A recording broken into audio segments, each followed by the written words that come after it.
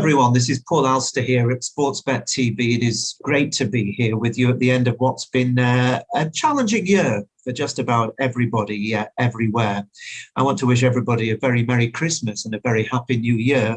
And I'm delighted to say that for those of you that have been following me on a regular basis, once again, I've managed to come up over the period of the year with a tremendous profit of £1,668.50 to level £10 each way stakes. So whilst there's always been ups and downs and really successful periods and then quieter periods such as this last quarter, overall, if you stick with it, it is a marathon, as I always say, and not a sprint. This service has produced results which I'm sure are the envy of many others.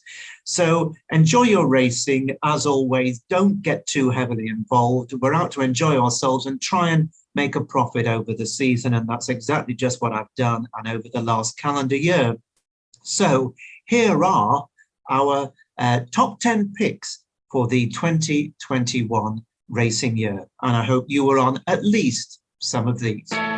He's still fairly handicapped on his old form, and I think that at 20 to 1 generally each way, I'm sure some will go 25 to 1. I'm sure it'll be 25 to 1 in places. If you can get 5 or even 6 places, I think my old pal Seeyouatmidnight for Sandy Thompson and Ryan Mania is set to run a very big race at Sandown on Saturday at 3 o'clock in that tremendous Veterans Chase.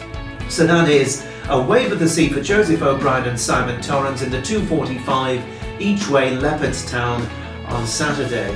And I think Jeff Kidder for Noel Mead and Sean Flanagan is very well weighted, and I think he's been safe for this race. He'll return after an 80-day break.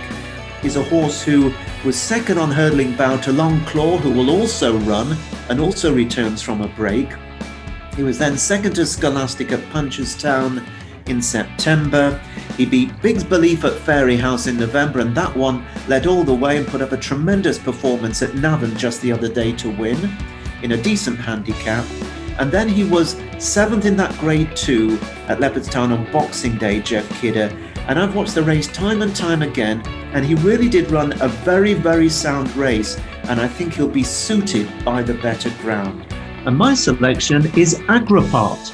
Agrapart, trained by Jane Williams and ridden by her son Chester Williams, who claims £5. Now, Agrapart's been around for a while. He's a former very smart hurdler, running to a high level over 2 and 3 miles, and especially on soft or heavy ground. But he is a horse who's shown good form on a better surface as well.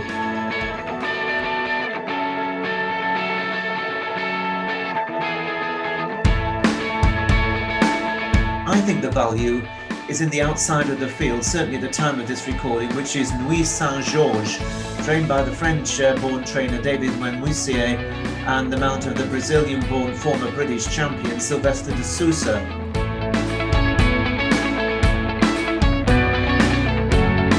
My recommendation is a horse called Frankenstella, trained by John Quinn and the mount of Jason Hart.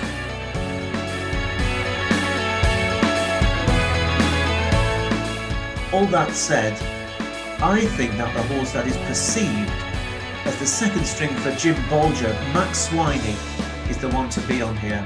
Jim Bolger trains, Rory Cleary rides. Is he the second string for the yard? I'm not sure.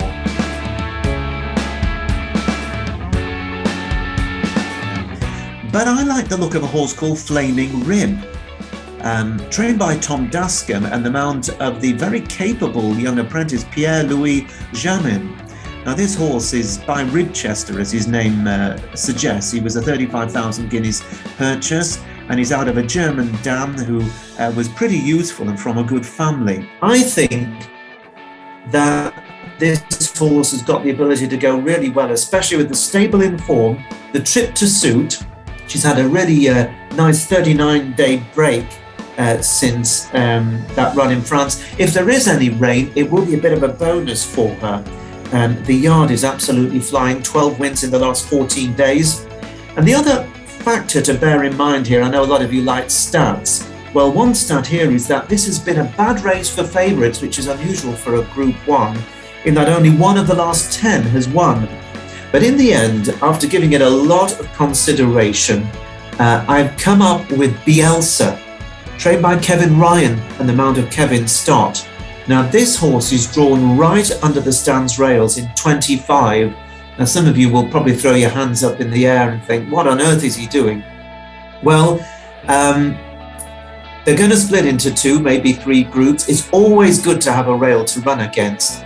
And the stand side has done well on occasions in recent years. Indeed, 2 years ago, the winner came from stall 24. But I think here, in the soft ground, off a really strong pace, I think he's going to go really well. I really do feel that he was on his way back with that good run at Ayr last time. Now, the time of this recording is 33 to 1 each way, and that's for 7 places with Sky Bet. So the French send these horses over when they think they have a chance. And I think that Sealiway has a big chance here. And 14 to 1 each way is a general price. Remember to shop around, look for the value. And Bet365 and Sky Bet are both going 4 places. And that'll do for me. So Sealiway each way 14 to 1 in the Champions Stakes is the third of my 4 selections on Champions Day.